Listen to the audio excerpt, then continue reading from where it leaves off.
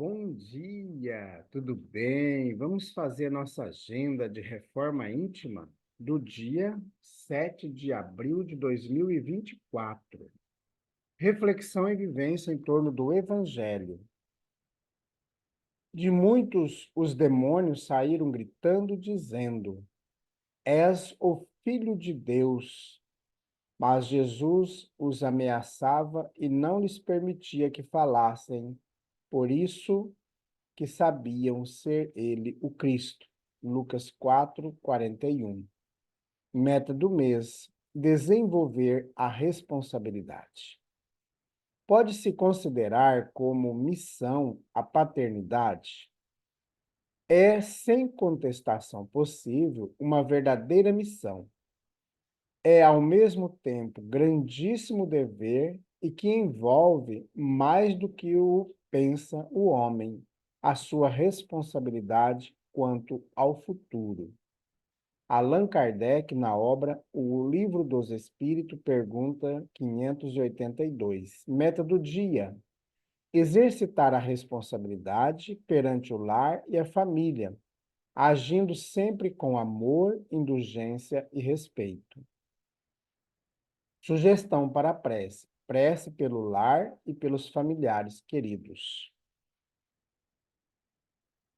Elevemos os nossos sentimentos, os nossos pensamentos a Jesus. Amado Mestre Jesus, nós que somos muito agradecidos pelo amor que tem por todos nós, por todas as criaturas, e queremos nesse instante, Jesus, colocar em tuas mãos a nossa família, nosso pai, nossa mãe, nossos irmãos, nossos sobrinhos, cunhados, todos os demais parentes, todos os nossos amigos, os conhecidos, os colegas de trabalho, todos aqueles que temos gratidão, que temos amor, e também por aqueles que não gostamos tanto e por aqueles que não gostam tanto da gente. Que o seu amor, Jesus, possa envolver a todos nós nesta manhã. Ainda mais nesta manhã chuvosa, que possam ser derramadas sobre todos os lares as bênçãos divinas, as bênçãos do amor. Fica conosco, Jesus. Graças a Deus. Meus amigos, hoje, domingo, chegou o grande dia. A Casa Espírita Amigos da Paz realiza a prática do curso ou dos cursos da Global Kardec. E nós programamos a prática hoje da campanha de Fraternidade Alta de Souza. E está chovendo agora de manhã, mas nós iremos, né? Todos já estão sabendo, cientes da importância de levar o seu guarda-chuva, sua proteção para realizarmos essa tarefa maravilhosa. A gente lembra que quando a gente iniciou a campanha de fraternidade em nossa Casa Espírita no ano de 2015, no dia 15 de fevereiro, nós, dali em diante, começamos a fazer todos os domingos. E tinha domingo que estava chovendo, muito forte. Falei, mas será que nós vamos conseguir realizar a campanha? A gente ia para a Casa Espírita, fazia a preparação da campanha. Quando era 9 horas, no horário que a gente ia sair para visitar as casas, não estava mais chovendo, parava a chuva. Terminávamos a campanha e retornávamos, aí voltava a chover. Muito interessante, né? Então, hoje os alunos e todos os demais estão convidados para fazer a nossa prática do curso, a partir das 8 horas da manhã. E no final da tarde, nós teremos o culto do Evangelho no Lar, que é transmitido ao vivo para o YouTube de nossa Casa Espírita. Então, você é o nosso convidado para estar conosco. Meus amigos, amanhã, segunda-feira, é o dia da triagem fraterna. Então, se você anda triste, deprimido, com ideações suicidas, se você está envolto nas viciações das drogas, da bebida alcoólica, do cigarro, da alimentação, do sexo, se você tem muitas dificuldades de relacionamento no ambiente familiar, briga constante entre o marido, entre a esposa, briga entre os filhos, entre pais e filhos, problemas no seu ambiente de trabalho, doenças, fantasmas, problemas com a sua mediunidade, vendo espírito, tendo pesadelos, ouvindo vozes. Então, é um momento que você tem para o tratamento espiritual. Doenças que você vai ao médico e não tem diagnóstico nenhum, também. Você já pensou em fazer o tratamento? Toda segunda-feira, às 8 horas da noite, nós nos encontramos em nossa casa espírita nesse horário. E a casa espírita está sediada no bairro Jardim Primavera, no final da Avenida Brasil. E caso você queira fazer o tratamento, não reside em Alta Floresta, entre em contato conosco pelo WhatsApp 66 984 66 7110. Então vamos para a nossa mensagem de hoje. Nós estamos estudando a obra O Evangelho por Emmanuel, comentários ao Evangelho segundo João. Meus amigos, só para ilustrar, nós já estamos há quase 3 anos, ou mais de 3 anos, estudando a obra O Evangelho por Emmanuel. Nós começamos com o livro Atos dos Apóstolos, as cartas de Paulo, e depois voltamos aos evangelhos, né? Mateus, Marcos e Lucas. E agora nós estamos concluindo esta fase dos evangelhos de Emmanuel, citando o evangelho de João. Então temos aí muito material, né? Eis que eu vos digo: levantai vossos olhos e contemplai os campos que já estão brancos para a colheita. Evangelho de João, capítulo 4, versículo 35. Levantai os olhos.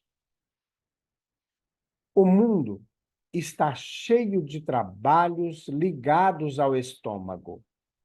A existência terrestre permanece transbordando emoções relativas ao sexo. Ninguém contesta o fundamento sagrado de ambos, entretanto, não podemos estacionar numa ou noutra expressão. Há que levantar os olhos e devassar zonas mais altas. É preciso cogitar da colheita de valores novos, atendendo ao nosso próprio celeiro. Não se resume a vida a fenômenos de nutrição, nem simplesmente a continuidade da espécie. Laborioso serviço de iluminação espiritual requisita o homem. Valiosos conhecimentos reclamam-no a esferas superiores. Verdades eternas proclamam que a felicidade não é um mito, que a vida não constitui apenas o curto período de manifestações carnais na Terra, que a paz é tesouro dos filhos de Deus, que a grandeza divina é a maravilhosa destinação das criaturas. No entanto, para receber tão altos dons, é indispensável erguer os olhos, elevar o entendimento e santificar os raciocínios. É imprescindível alçar a lâmpada sublime da fé acima das sombras. Irmão muito amado, que te conservas sob a divina árvore da vida, não te fixes tão somente nos frutos da oportunidade perdida que deixaste apodrecer ao abandono. não te encarceres no campo inferior, a contemplar tristezas, fracassos, desenganos. Olha para o alto, repara as frondes imortais, balouçando-se ao sopro da providência divina. Dá-te aos labores da ceifa e observa que, se as raízes ainda se demoram presas ao solo, os ramos viridentes, cheios de frutos substanciosos, avançam no infinito, na direção dos céus. Comunicação de Emmanuel, publicada na obra Vinha de Luz, da editora FEB, capítulo 10. Meus amigos, eu já comentei aqui outros dias, a gente estudando o Evangelho de João, o tanto que esse Evangelho tem provocado em mim pensamentos, né? Mudanças, modificações. E como a gente sabe, dos 4 evangelhos, o Evangelho de João é o evangelho mais espiritualizado. É o evangelho que vai falar realmente da missão do Cristo, da vida espiritual. Os demais evangelhos também, mas o objetivo deles é contar histórias. E o Evangelho de João, ele vai trabalhar mais a parte espiritual, a parte moral. Então, quando a gente vê esse texto de Emmanuel refletindo para nós esse versículo 35 do capítulo 4 de João, eis que eu vos digo, levantai os vossos olhos e contemplai os campos, que já estão brancos para a colheita. Então, a importância de nós levantarmos os olhos. O que o Emmanuel está trazendo para nós nessa comunicação? Nós, muitas vezes, ou na maioria das vezes, estamos muito apegados às coisas aqui da terra.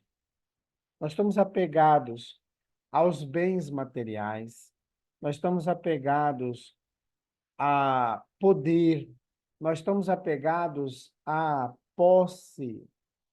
Então a gente luta, parece que a nossa luta constantemente é do poder, é de uma conquista de uma casa, de um terreno. Quanto mais casas, quanto mais terrenos.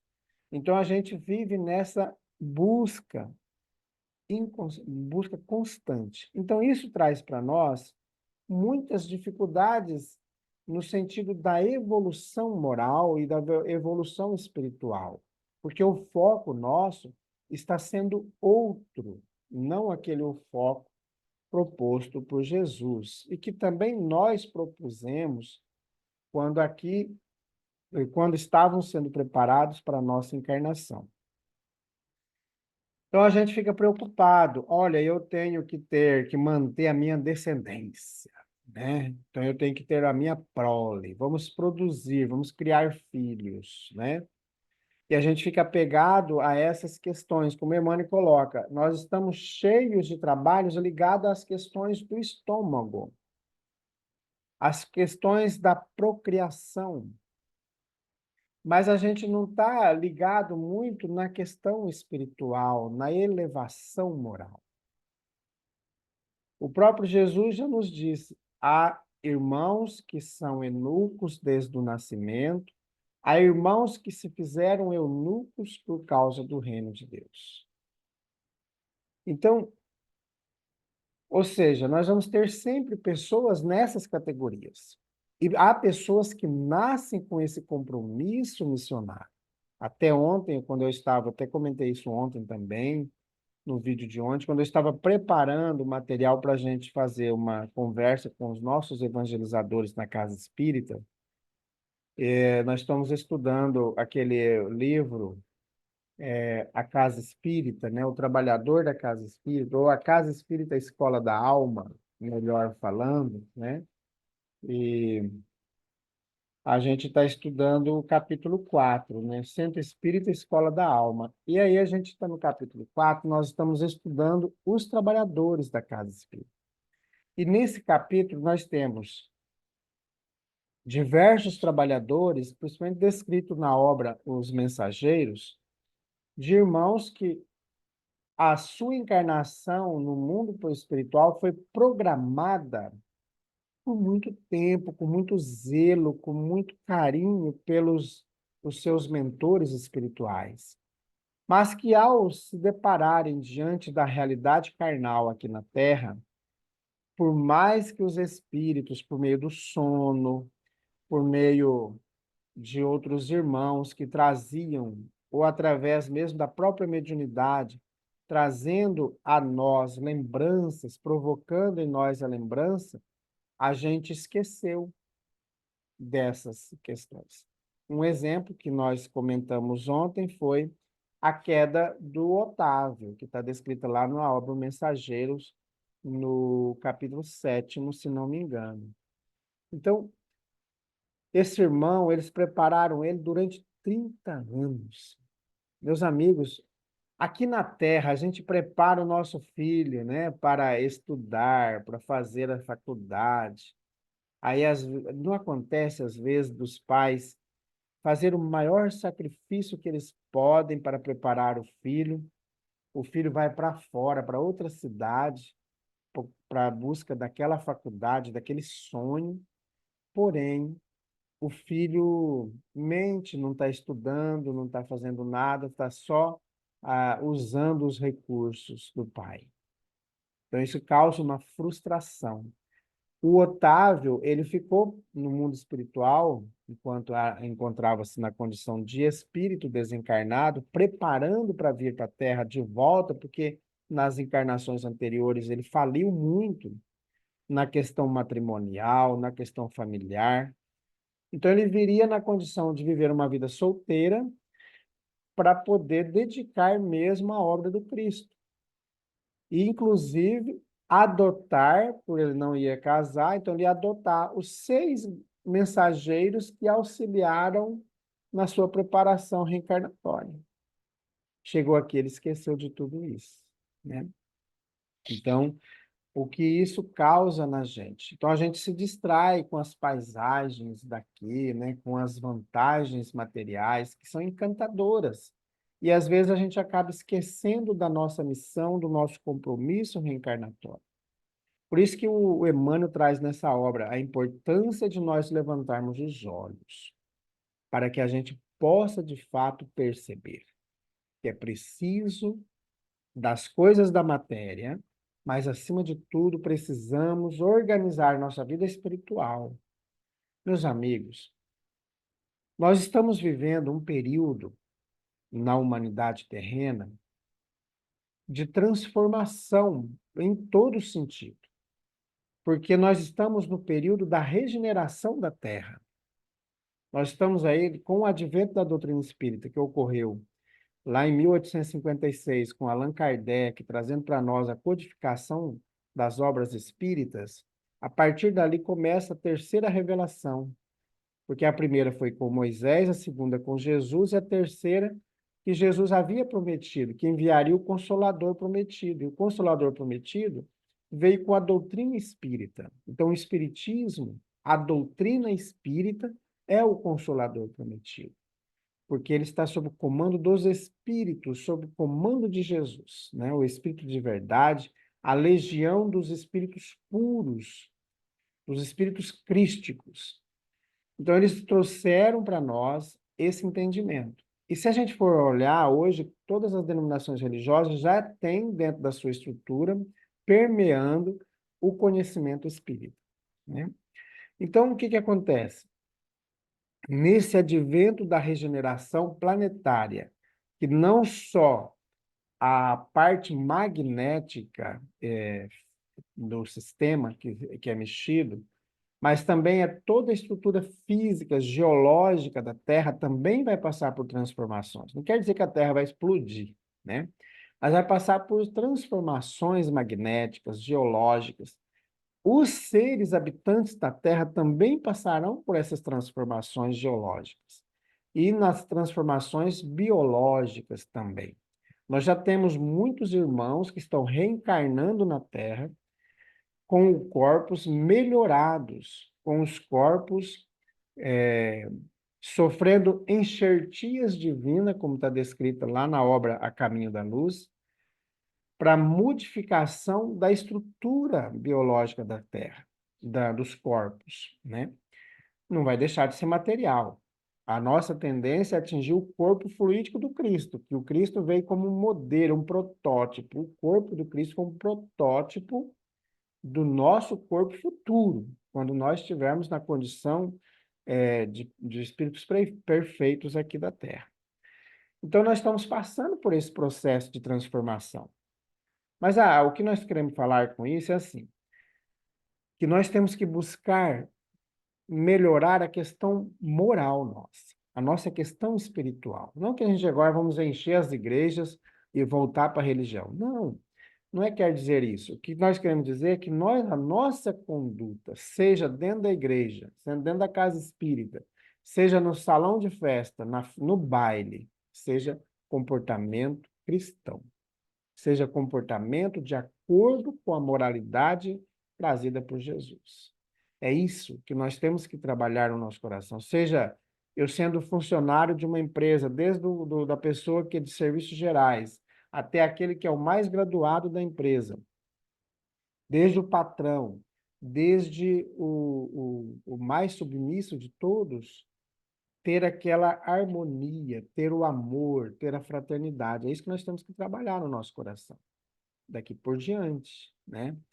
E aqueles que não conseguirem viver dentro dessa harmonização, desse melhoramento, aqueles que não estão buscando a sua transformação, infelizmente não vão ter mais oportunidade de ficar na Terra, de reencarnar na Terra. Nesse livro, Os Mensageiros, as nossas reencarnações estão sendo as últimas reencarnações aqui na Terra.